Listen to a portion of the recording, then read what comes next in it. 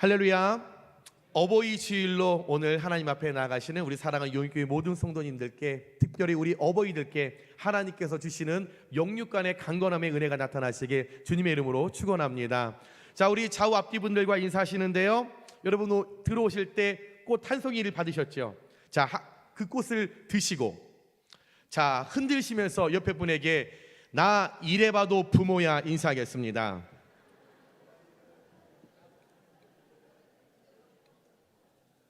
성가대는 없으신가요? 네네네네. 저도 안 받았습니다.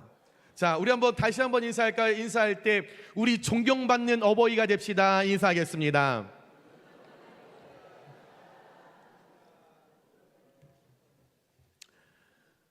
한 어린아이가 주일날 예배를 드리고 집에 들어오자마자 무언가를 방에서 열심히 외우고 있었습니다. 아빠가 궁금해서 방의 귀를 이렇게 기울이고 아이가 도대체 무엇을 외우고 있나 들어보니까 바로 십계명이었습니다. 그런데 아이가 1계명부터 열심히 잘 외우는데 5계명에서 자꾸 아이가 내 부모를 공격하라, 내 부모를 공격하라 이렇게 외우는 거예요. 보다 못해 아빠가 아이에게 야 임마, 공격이 아니라 공경이야, 공경, 이렇게 말해주자 아이가 아빠에게 아빠, 그러면 공격과 공경의 차이는 뭐예요? 이렇게 물어봤습니다. 그랬더니 아빠가 아이에게 말해주기를 공경은 엄마 아빠를 사랑해서 엄마 아빠 말씀을 잘 듣는 거고, 공격은 엄마 아빠에게 덤비면서 엄마 아빠 말씀을 잘 안 듣는 거지, 이렇게 대답해 주었습니다. 그랬더니 대뜸 아이가 아빠 얼굴을 이렇게 빤히 쳐다보면서 그런데 아빠는 왜 할아버지 할머니를 공경하지 않고 왜 맨날 공격해? 라고 이야기를 했다고 합니다. 사랑하는 여러분, 지난 8일이 어버이날이었는데 효도 잘 하셨죠? 공격하지 않으시고 공경하셨죠? 공격하셨어요? 왜 대답이 없으세요? 공경하셨죠? 공격하신 분들이 더 많은 것 같습니다. 여러분, 그나마 부모님들이 살아계신 분들은 마음을 전하셨겠죠. 뭐 꽃, 선물, 현금 여러모로 여러분 하셨을 겁니다. 그러나 부모님을 하나님 품에 보내신 성도님들은 그 마음 전할 데가 없어서 보고 싶은 그 얼굴, 불러보고 싶은 그 어머니, 아버지, 그 가슴에 사무쳐서 많이 생각하시면서 눈물을 흘리셨을 거라 생각됩니다. 그 허한 마음 가운데, 그 보고 싶은 그 마음 가운데 다시는 만나지 못할 것 같은 그런 상황이지만 그 마음 가운데 우리 하나님께서 위로해 주시길 소망하고, 또한 형제, 내 곁에 계시는 그 부모님들 살아 계신다라고 하면 한번 내 곁을 떠나면 다시 볼 수 없는 것이 부모님입니다. 부모님, 내 곁에 살아 계실 때 먼 훗날, 마지막 그날 장래 가운데 후회하지 않도록 현재 최선을 다하여 공격이 아닌 공경하실 수 있는 저와 여러분들 되시길 주님의 이름으로 축원합니다.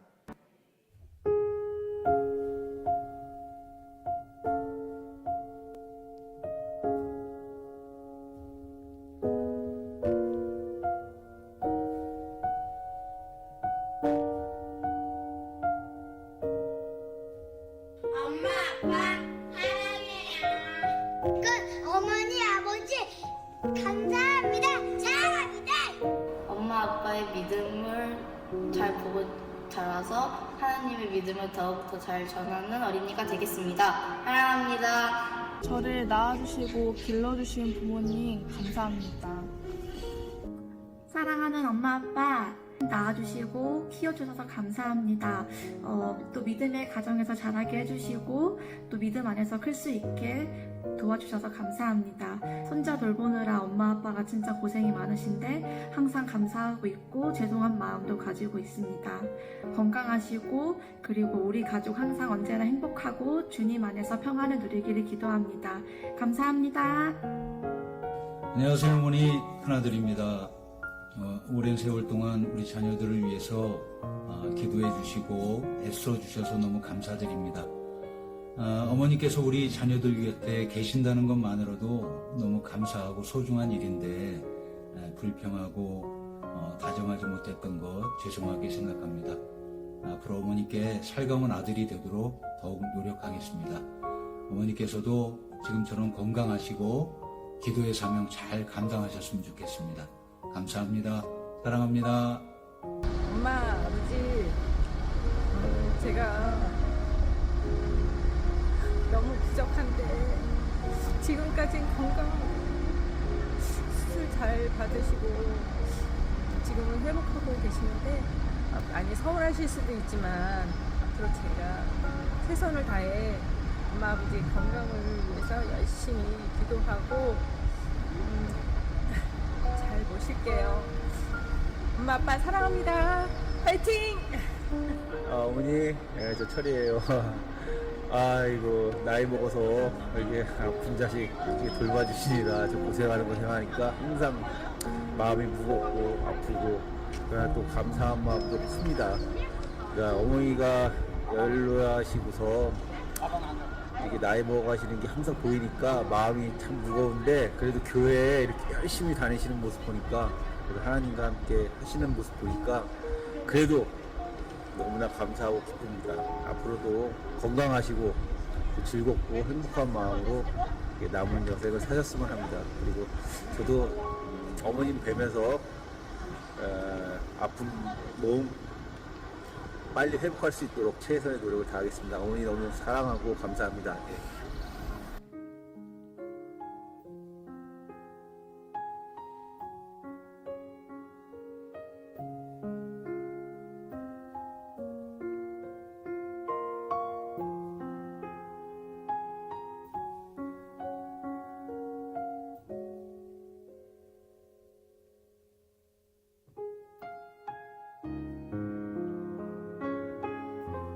엄마 아빠 사랑해요.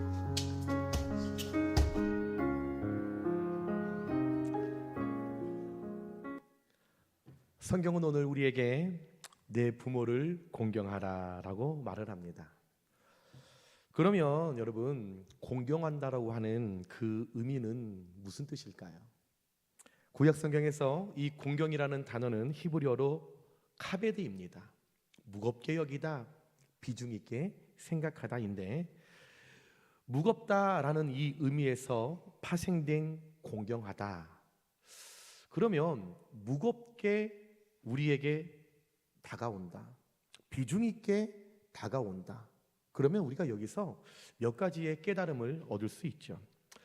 먼저 우리가 부모님과 관련된 일을 무겁다 생각하는지 고민해 본다면, 부모님의 일은 부모님의 일이요, 내 일은 내 일이요, 부모의 삶은 부모의 삶이요, 내 삶은 나의 삶이라, 이렇게 우리가 판단해서 부모가 어떻게 살아가든지 말든지 부모는 부모의 삶이니 나는 관여하지 않겠어 라고 그렇게 살아간다라고 하면 그것은 부모님을 카베드, 공경하지 않는 것입니다.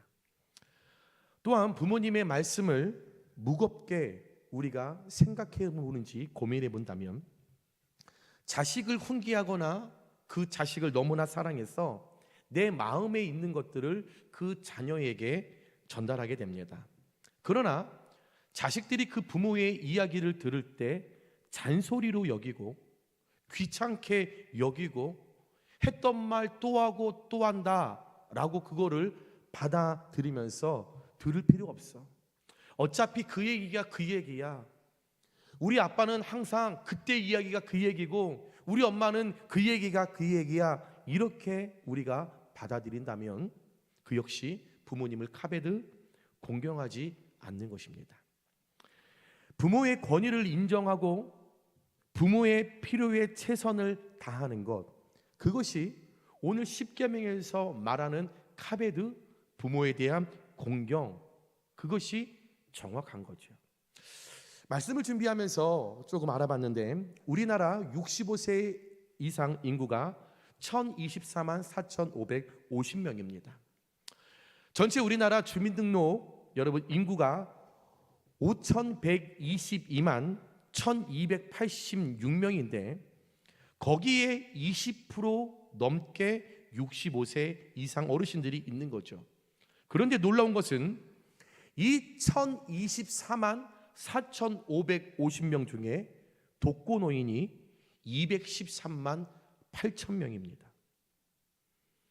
65세 인구 대비 20.8%로 독거노인의 증가와 고독사가 우리나라는 점점 늘어가고 있는 추세입니다.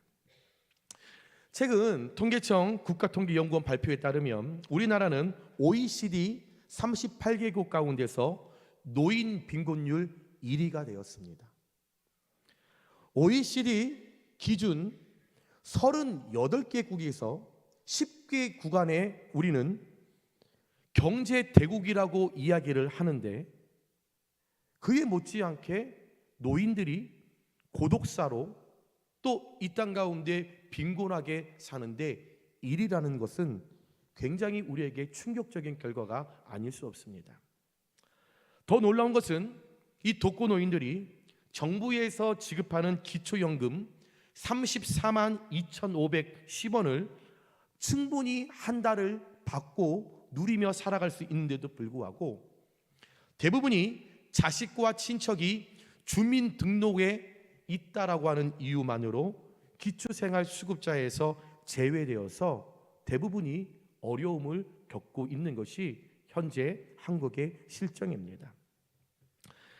자식들 다 뒷바라지하고 재산까지 다 물려줬습니다. 살아생전 내가 살고 있었던 집도 이제 얼마 남지 않는 것 같아서 자식들의 명의로 해줬어요. 목에 걸던 금목걸이, 팔찌, 귀걸이, 시계 얼마 남지 않은 것 같아서 며느리, 딸들에게 다 나누어 주었습니다. 마음 한켠에 이거 남겨주면, 물려주면 그래도 내 노년에 좀 잘 섬겨주겠지, 도와주겠지, 천만의 말씀이었습니다. 정작 본인들은 다 나누어 주고 명의 이전해줬. 단칸방 하나 구하지 못해서 노숙인으로 전전긍긍하며 사는 사람이 한국에 213만 8천 명입니다. 이런 이야기를 들을 때마다 가슴이 굉장히 먹먹해 옵니다. 어떻게 보면 부모님들의 삶은 자녀들을 위해 살아온 삶이라 해도 과언이 아닌데 우리 어르신들 먹지 않고 입지 않고 자식들 먹이고 다른 가정과 비교돼서 혹시나 뒤처질까, 내 삶 누리지 못해서 자녀들을 위하여 헌신하여 살았는데 마지막까지도 있는 재산 다 나누어 주고 있는 거 다 빼주었는데 받기 위해서는 최선을 다해 먹을 거 사오고 전화하고 찾아왔던 그 자녀들 명의 이전해 주었더니 빼주었더니 나 몰라라. 그렇게 받기 전에는 열심히 노력하더니 받은 후에는 나 몰라라. 이런 통계와 이런 이야기를 들을 때마다 카베드, 공경이 이루어지지 않고 있다는 것을 생각하면서 많은 부분에서 고민하게 되고 또 안타깝고 또 젊은 사람 한 사람의 입장으로서 부끄러움을 많이 느낍니다. 사랑하는 여러분, 오늘 하나님께서 우리에게 부모를 공경하라라고 말씀하신 것은 명령입니다. 성경에 보면 공경의 대상을 오직 하나님과 부모로 한정짓고 국한되어 있습니다. 십계명의 다른 대인 계명들은 하지 말라라고 하는 소극적인 계명이지만 5계명 부모를 공경하라 이것은 적극적인 계명으로서 지켜도 되고 안 지켜도 되는 것이 아니라 반드시 무조건 지켜야 하는 명령이 5계명 부모를 공경하라.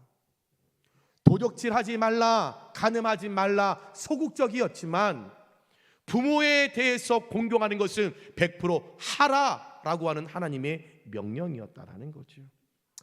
좋던 싫던 낳아주시고 길러주신 부모님을 공경하라는 겁니다.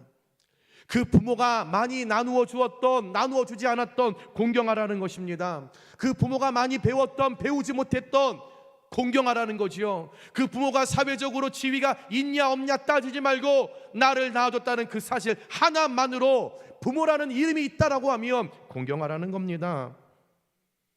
부모는 이 땅에 하나님을 대신하는 권위요, 상징이요, 존재입니다. 하나님은 눈에 보이지 않지만 하나님을 대신하여 하나님의 사랑을 깨닫게 하시는 그 부모는 우리 눈에 보이는 거죠. 그래서 눈에 보이는 부모를 공경하지도 않으면서 하나님을 믿고 하나님의 말씀에 순종한다는 것은 모순일 수밖에 없습니다.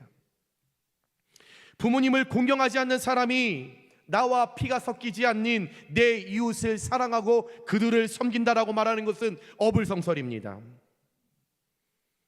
내 부모에게 섬기지 않고 그들에게 베풀지 않으면서 마다가스카르 아이에게 밥을 제공하는 건 모순입니다.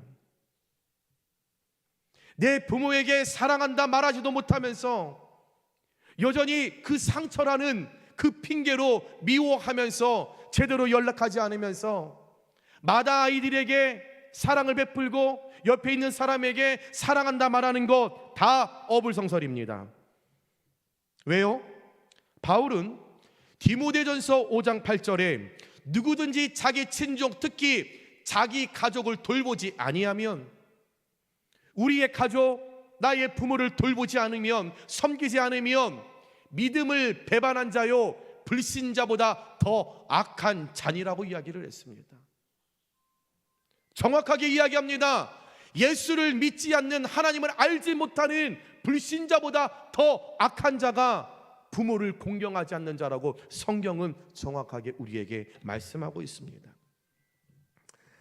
가끔 상담할 때 부모를 원망하고 미워하고 그래서 부모들과 담을 쌓고 살아가는 성도님들을 종종 만나게 됩니다. 그러면 이야기하죠. 목사님, 저는요 어린 시절에 부모로부터 상처를 받아서 씻을 수 없는 고통을 받았어요. 부모로부터 받은 상처 그 기억들이 잊혀지지 않고 작년이 되었는데도 불구하고 목사님 이 마음 가운데 자리 잡고 있어요. 목사님, 나는요 우리 엄마가 우리 큰오빠만 유산을 50% 주고 딸들이라고 10% 나는 이것이 상처가 되어서 나는 돌아가신 우리 엄마가 너무너무나 미워요. 이런 얘기합니다. 그런데 여러분 잘 생각해 보시면 그것이 상처라고 자꾸 말하시는데 왜 부모님들이 여러분께 유산을 남겨주셔야 합니까?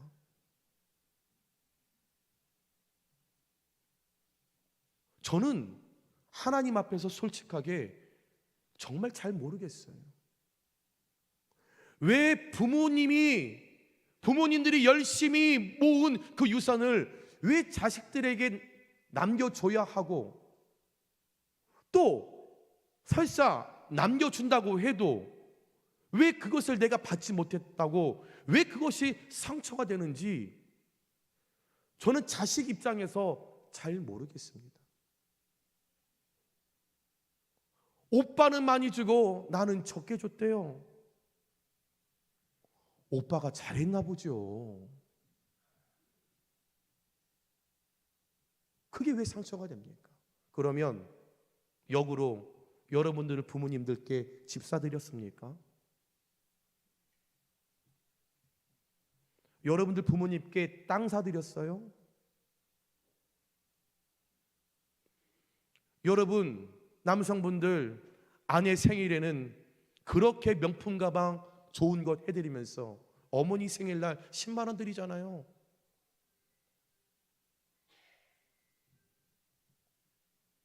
여러분을 낳아주신 그 부모에게 우리는 얼마나 잘하고 있으십니까?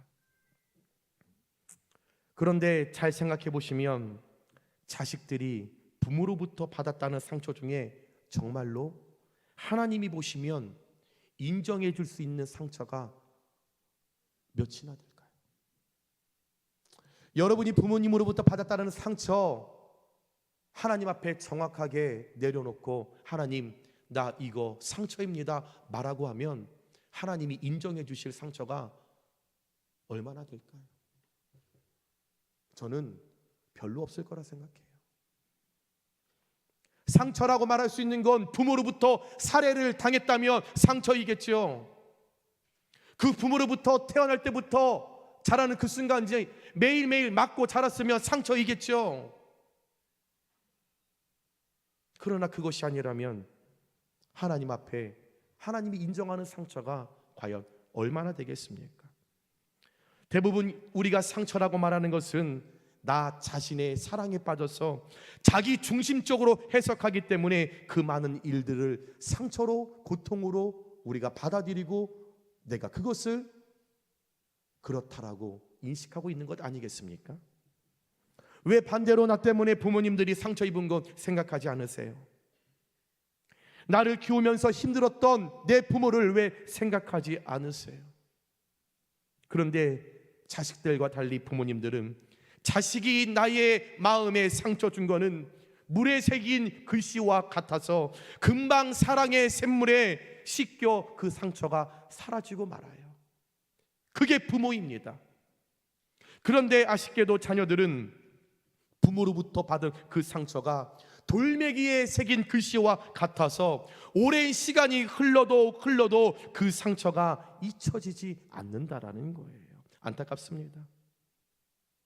여러분, 아무리 그래도 여러분들이 부모님으로부터 상처를 받았다, 사랑받지 못했다, 받은 게 없다, 아무리 이야기를 해도 부모님들은 여러분들이 생각하는 것보다 여러분들을 먼저 더 많이 사랑하셨을 겁니다. 그건 사실입니다. 그건 진실입니다. 그리스도인은 이 진실과 사실을 왜곡하지 말아야 합니다. 이 시간 잠깐 여러분과 함께 시 한 편을 나누기를 원합니다. 울 어머니라는 제목의 시인데요, 함께 보시면 제가 낭독하겠습니다. 울 어머니, 어머니 당신 뱃속에 10달 동안 새들어 살고도 한 달치 방세도 못 냈습니다. 몇 년씩이나 받아먹은 생명의 따뜻한 우유값 단 한 푼도 못 갚았습니다. 이 세상에서 갚아드려야 할 은혜 하늘나라까지 지고 가는 못난 자식입니다. 홀쭉해진 허리춤은 우리 엄니 걸어온 길이러니 행여나 하고 뒤돌아보니 울 엄니 그림자도 보이지 않고 빨간 꽃 한 송이 내 가슴에 피었더이다. 잘 살아보자고 격동기 시절 허리띠 졸라매고 우는 아이 달래며 항상 우리 곁에 함께 하셨던 어머니, 어머니의 그 거친 손길이 너무나 보고 싶고 그립습니다. 어머니, 이 한마디보다 더 큰 위안은 이 세상에 찾아볼 수 없더이다. 울 어머니가 자꾸만 생각이 납니다. 불러보고 싶은 울 어머니. 여러분, 누구에게나 가장 가슴이 따뜻한 여인은 바로 어머니입니다. 누구에게나 첫사랑은 지금 여러분과 함께 살고 있는 아내가 아니라 바로 어머니입니다. 왜냐하면 어머니는 우리의 모두 영원한 사랑이기 때문이죠. 예로부터 악처라는 말은 있어도 악모라는 말은 없습니다. 왜냐하면 누구에게나 어머니는 악하지 않습니다. 누구에게나 어머니는 늘 그리움의 대상이기 때문이죠. 사랑하는 여러분, 오늘은 저와 여러분의 아버지와 어머니를 생각하는 어버이 주일로 우리가 지키며 나아갑니다. 누가 뭐래도 부모님의 사랑은 하늘 아래 있는 그 어떤 사랑보다도 가장 존귀한 사랑인 줄 믿습니다. 아무리 남편과 아내의 사랑이 귀하다 할지라도 부모님의 사랑에는 미치지 못하죠. 우리가 잘 아는 다윗과 그의 아들 압살롬의 이야기를 한번 떠올려 보시길 바랍니다. 압살롬이 누굽니까? 아버지 다윗을 배반하고 반란을 일으켜 죽이려고 했던 페루나였습니다. 그것도 모자라 백주 대낮에 아버지의 여자들을 강간했던 자가 압살롬이었습니다. 세상 어느 역사에 이런 페류나 불효막심한 인간이 있겠습니까? 세상 그 누구도 용서할 수 없는 나쁜 아들이 바로 압살롬이었다니까요. 그런데 모든 사람들이 그 압살롬을 욕하고 손가락질하고 그를 용서할 수 없다라고 할 때 그의 아버지 다윗은 달랐습니다. 모든 사람이 대적으로 생각했고 원수로 생각했지만 아버지 다윗에게는 나를 죽이려고 하는 그 아들, 그 압살롬은 그저 다윗에게는 여전히 내 아들 압살롬이었습니다. 그래서 전쟁에 나가는 자신의 군대에게 다윗이 사무엘하 18장 5절에 왕이 요압과 아비새와 이때에게 명령하여 이르되 나를 위하여 젊은 압살롬을 너그러이 대우하라. 너희들이 지금 전쟁터에 나가거든 혹시 내 아들 압살롬을 만나거든 그 압살롬이 나를 죽이려고 했지만 나의 아내들을 강간하여 페르나의 모습으로 서 있었지만 그렇지만 나의 아들 압살롬을 죽이지 말고 너그러이 대우하라. 왕이 압살롬을 위하여 모든 군 지휘관에게 명령할 때에 백성들이 다 들으니라. 뭐라 합니까? 자기의 후궁들을 범하여 가정의 질서를 깨뜨렸지요. 쿠데타를 일으켜서 왕권을 찬탈하고 국가의 질서를 깨뜨렸지요. 그것도 모자라서 아버지를 죽이려고 군대를 거느리고 쫓아오는 그 아들 압살롬을 너그러이 대우하라. 죽이지 말라. 불쌍히 여겨 달라라고 신신당부를 했습니다. 사랑하는 여러분, 이것이 아버지의 마음입니다. 이것이 부모의 마음입니다. 아무리 자기를 짓밟고 죽이려고 페루나 같은 아들이었지만 그 아들에 대해서 끝까지 연민의 끝을 놓지 않는 것이 아버지의 마음이에요. 다윗은 자신의 야망을 이루기 위하여 그 아버지가 방해가 된다고 해서 그 아버지 다윗을 죽이려고 제거하려고 했던 그 압살롬을 그래도 아들이었기에 자기 부하들에게 너그러이 대해달라 부탁합니다.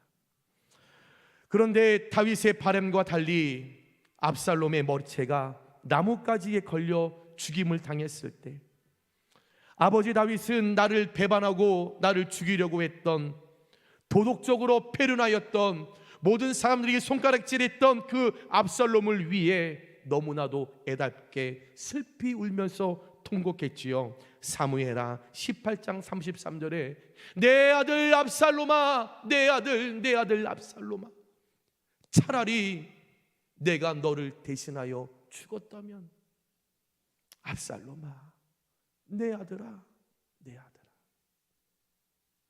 나를 죽이려고 했던 그 아들, 그러나 다윗 입장에는 내가 사랑하는 아들이었기에 나를 죽이고자 하는 그 악이라는 것을 뛰어넘는 것이 부모의 사랑이었기에 아들아, 아들아, 내가 너를 대신하여 죽었다면 부모가 자식을 향한 한결같은 마음이라는 거죠.